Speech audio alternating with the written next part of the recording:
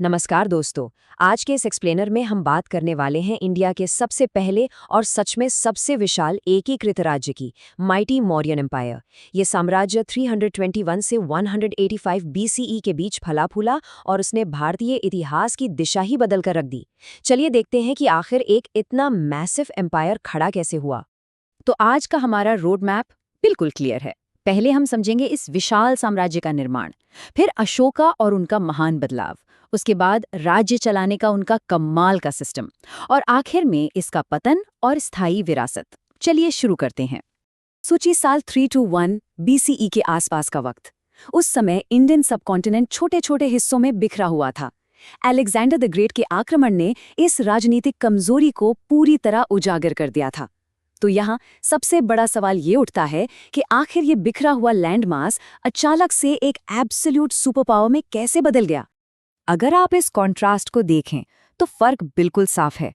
एक तरफ थे शुरुआती महाजनापदा, जहां एडमिनिस्ट्रेशन काफी लिमिटेड और रीजनल था, और दूसरी तरफ मौर्यन एम्पायर ने आकर एक हाईली सेंट्रलाइज्ड ब्यूरोक्रेसी खड़ी कर दी, जिसने वर्चुअली सब कुछ अपने मजबूत कंट्रोल में ले लिया।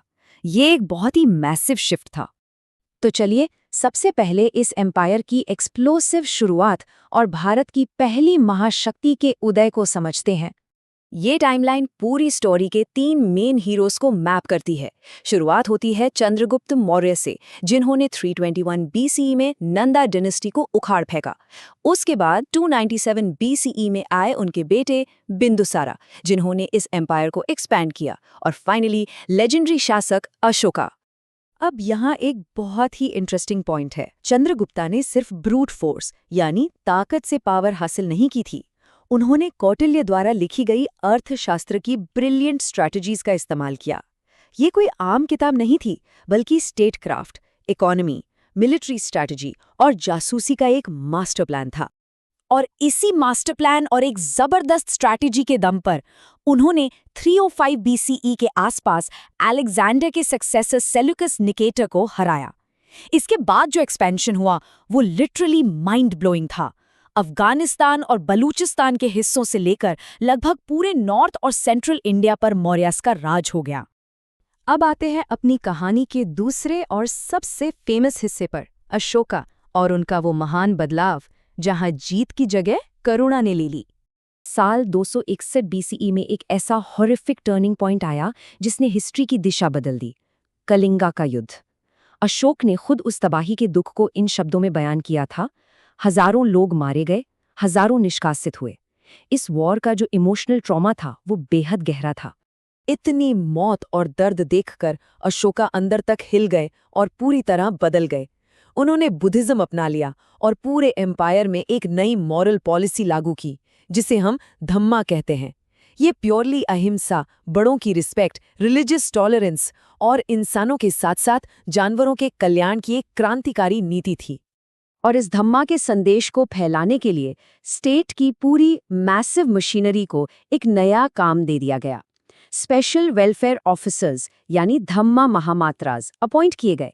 नैतिक संदेशों को बड़े बड़े पत्थरों और स्तंभों पर उकेरा गया।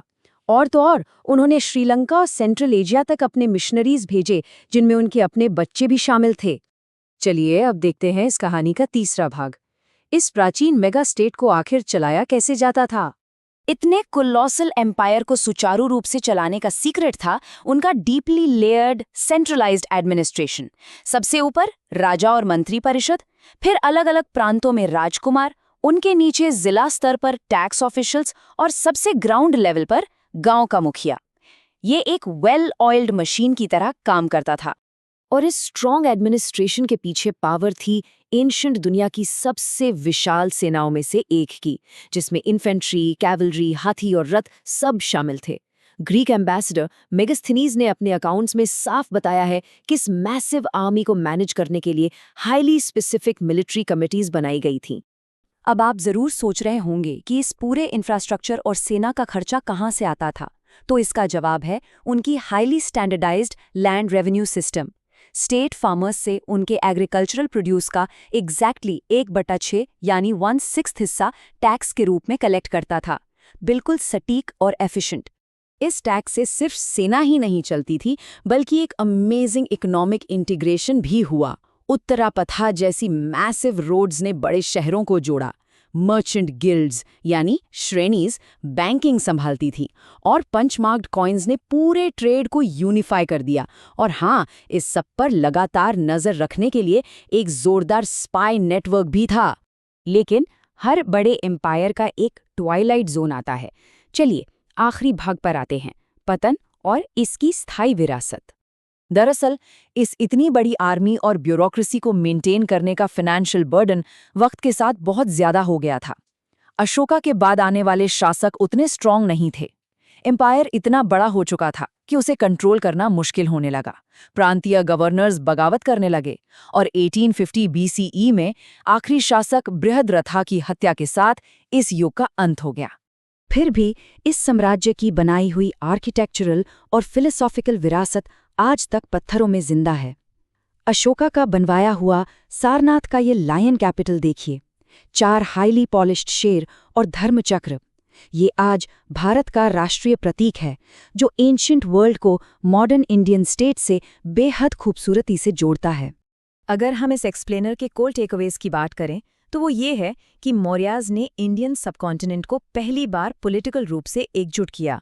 उन्होंने एक हाईली सेंट्रलाइज्ड ब्यूरोक्रेसी बनाई, बुद्धिज्म को एक वर्ल्ड रिलीजन बनने में बड़ा रोल प्ले किया, और ऐसी मॉन्यूमेंटल स्टोन आर्किटेक्चर की नींव रखी जो आज तक हमारे बीच है। और आखिर में ये विश्लेषण एक बहुत ही फैसिनेटिंग सवाल पीछे छोड़ जाता है। क्या अशोका की फेमस धम्मा पॉलिसी सच में सिर्फ कलिंगा वॉर से टूटे हुए दिल का नतीजा थी, या फिर बिना तलवार उठाए इतने विशाल और डाइवर्स एम्पायर को एक साथ जोड़े रखने की एक जीनियस पॉलिटिकल स्ट्रैटेजी, एक मास्टर स्ट्रोक? आपको क्या लगता है? इस पर